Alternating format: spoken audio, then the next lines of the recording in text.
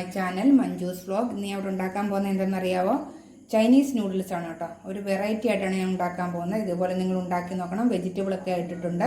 ഇതൊക്കെ കുട്ടികൾക്കൊക്കെ വളരെ ഇഷ്ടപ്പെടും, ചൈനീസ് നൂഡിൽസ് എന്ന് പറഞ്ഞാൽ.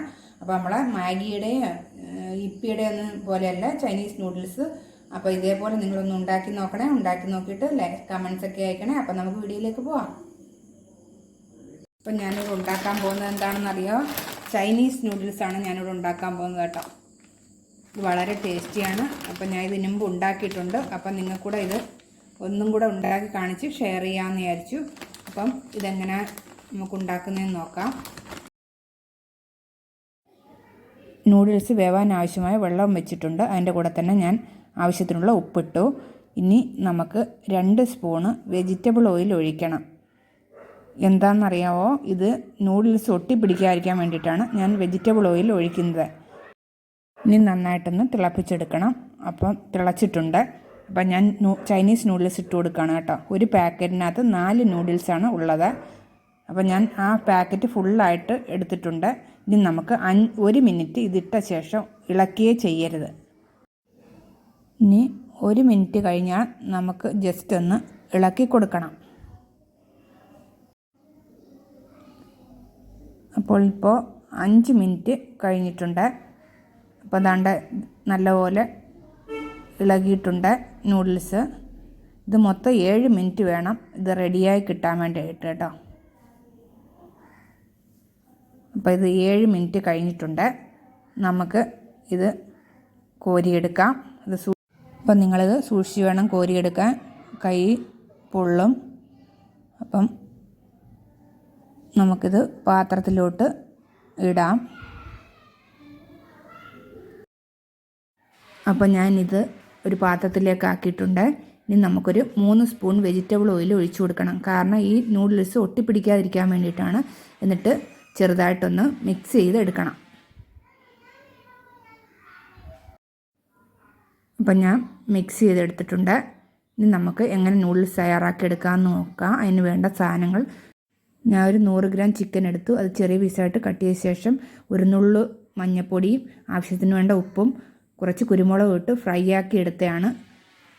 അതേപോലെ തന്നെ ഞാൻ മുട്ട 3 എടുത്തിട്ട് ബുജ്ജിയാക്കി എടുത്ത് കുറച്ച് കുരുമുളകും ഉപ്പും ചേർത്തിട്ട്, പിന്നെ നീളത്തിൽ കട്ട് ചെയ്ത ക്യാരറ്റ്, ഞാൻ 2 സവാള ഉള്ളി ചെറിയ പീസായിട്ട് കട്ട് ചെയ്തെടുത്തതാണ്. ഇതേ രീതിയിലാണ് ഞാൻ കട്ട് ചെയ്തെടുത്തിരിക്കുന്നത്. അതിൻ്റെ കൂടെ തന്നെ ഒരു ഗ്രീൻ ക്യാപ്സിക്കം നീളത്തിൽ കട്ട് ചെയ്തെടുത്തത്, ഇനി കുറച്ച് വെളുത്തുള്ളി ചെറിയ പീസായിട്ട് കട്ട് ചെയ്തത്, കുറച്ച് മല്ലിയില ചെറിയ പീസാക്കിയത്. ഇനി നമുക്ക് എങ്ങനെ നൂഡിൽസ് തയ്യാറാക്കി എടുക്കുന്ന നോക്കാം. ഞാൻ ആദ്യമേ ഒരു 3 സ്പൂൺ വെജിറ്റബിൾ ഓയിൽ ഒഴിച്ചിട്ടുണ്ട്. അതിലേക്ക് വെളുത്തുള്ളി ചെറിയ പീസായിട്ട് കട്ട് ചെയ്ത് ഇട്ട് കൊടുത്തു. അതിൻ്റെ കൂടെ തന്നെ സവാള ഉള്ളി ഇട്ട് കൊടുത്തിട്ടുണ്ട്. നമുക്ക് ഈ വെജിറ്റബിളൊന്നും കൂടുതലായിട്ട് വേവിക്കേണ്ട കാര്യമില്ല കേട്ടോ. സവാള ഉള്ളി ഒന്ന് വാടി കിട്ടുമ്പോൾ നമുക്ക് ആ ക്യാരറ്റ് ഇട്ട് കൊടുക്കാം. അതിൻ്റെ കൂടെ തന്നെ ഗ്രീൻ ക്യാപ്സിക്കവും ഞാൻ ഇട്ട് കൊടുത്തിട്ടുണ്ട്. നന്നായിട്ടൊന്ന് ഇളക്കണം. ഇങ്ങനെ ഉണ്ടാക്കി കൊടുത്താൽ കുട്ടികൾ വെജിറ്റബിളൊക്കെ കഴിച്ചോളും. ചില കുട്ടികൾക്ക് വെജിറ്റബിൾ കഴിക്കുന്നത് ഭയങ്കര ബുദ്ധിമുട്ടാണ്. അപ്പോൾ ഈ നൂഡിൽസ് നല്ല ടേസ്റ്റിയാണ് കേട്ടോ. അപ്പം ഒരു വെറൈറ്റിയും കൂടെയാണ്. നമ്മൾ സാധാ നൂഡിൽസിൽ മേടിച്ച് കൊടുക്കുന്ന ഇപ്പിയും മാഗിയൊക്കെ, ഇതൊരു വെറൈറ്റി ആയിട്ട് കുട്ടികൾക്ക് ഉണ്ടാക്കി കൊടുത്താൽ അവർക്ക് ഇഷ്ടപ്പെടും. നല്ല ടേസ്റ്റിയുമാണ് കേട്ടോ. അപ്പോൾ ഇനി അതിൻ്റെ കൂടെ ചിക്കൻ വേവിച്ച് വെച്ചിരിക്കുന്ന ഇട്ട് കൊടുക്കാം. അതിൻ്റെ കൂടെ തന്നെ മുട്ടയും കൂടി ഇട്ട് കൊടുക്കാം. ഇനി നമുക്ക് നന്നായിട്ടൊന്ന് മിക്സ് ചെയ്ത ശേഷം നൂഡിൽസ് ഇട്ട് കൊടുക്കാം.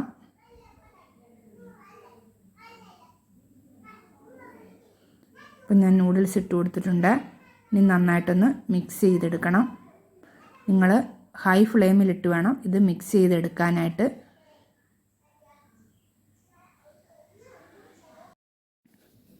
അപ്പം ഞാൻ മിക്സ് ചെയ്തെടുത്തിട്ടുണ്ട്. ഇനി അതിലേക്ക് നമുക്കൊരു 2 സ്പൂൺ സോയാ സോസ് ഒഴിച്ചു കൊടുക്കാം.